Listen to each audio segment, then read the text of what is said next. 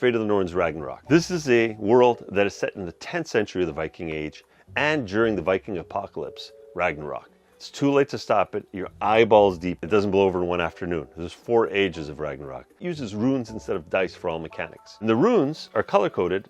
Red or physical, blue or mental, green or spiritual. The more that you have of a certain color, the better you're going to be at those types of skills and activities. When you draw your runes, you draw them onto a playmat. The playmat manages your character. So the only thing you're going to need a pencil and paper for, quest notes, and your loot. Everything else is going to be managed by the runes in this playmat. When you draw your runes, it's after the GM asks you to weird, which is the Old Norse term for reveal your destiny. This character, let's say, has a destiny of 3. We draw 3 runes, and that represents 3 actions. Now, the very first and cool revolution that the runes have allowed us to do in the RPG space is to create the world's first RPG that has 3 levels of mechanical crunch or complexity. Any player can play at any level at any time, and the system ties it together in real time.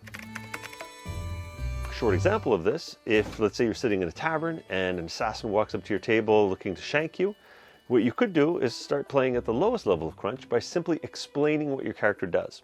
And as you explain, for every verb you use, it costs you a rune that you're going to push from in hand to in play to signify the rune has been used. So you could say, I flipped the table. And the assassin's going to have his own runes, and he might say, you know what, I was planning on shanking you 3 times, but he may play a rune to jump out of the way of the table, because if he doesn't, we're going to mark him with the impeded condition. So all the conditions in the game are on the side of the playmat. You just mark it with a bead, and away you go. Next thing you could do is I draw my swords. So another verb. So flip, draw, and then stab him in the face for the 3rd verb. Flip, draw, stab is 3 actions, 3 runes, and you're off to the races.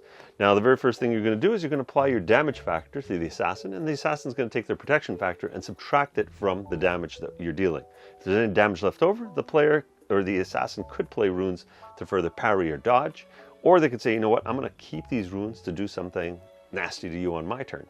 And so the game revolves less around, did the dice let me do it? And it comes down to an action economy that it's more about how you tell a story. How do you want to do something rather than, did the dice let me do it? Second level of crunch. The second level of crunch is bound to the spells, abilities, talents, skills, and maneuvers that your character binds to these runes during character creation.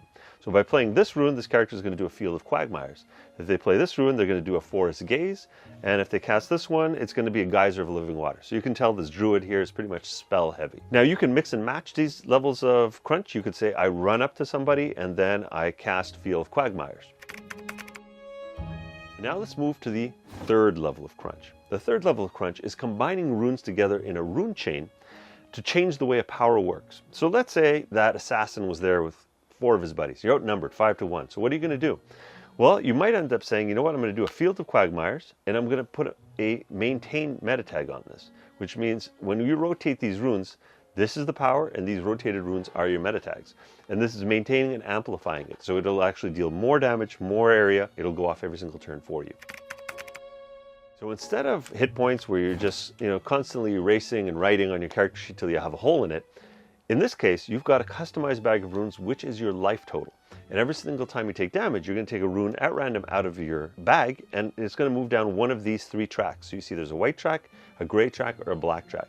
This allows players to customize their lethality of their campaign. If you play with the white track, every single rune has only 3, let's call them hit points or hops until they hit death. And you die when all of your character's runes are down in death. The way healing works is the runes move just in the opposite direction. If you play on the middle track and you take 3 damage, you'll go 1, 2, 3, and it'll be halfway down. And that's kind of the middle of the road. And then what I call affectionately the Care Bear track, the black track, has 7 hops. So that usually takes the longest.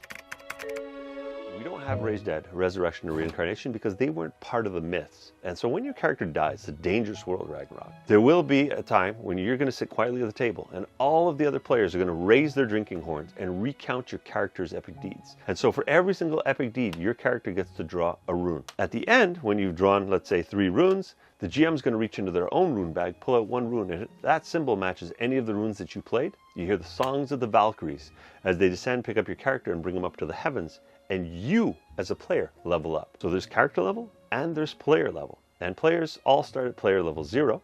And when you get to player level 1, new unlocks appear in the core rule books that allow you to create different characters, more complex characters, and abilities and talents that benefit the entire group. So everyone wants you to get in the heavens. And eventually, when you get to level 5, you get a visit from Odin himself. And he says, mein Herjar, I have a mission for you back in the land of the living. And so you take one of your old champions that's in Valhalla, retool them as ein Herjar, and they're back in the game.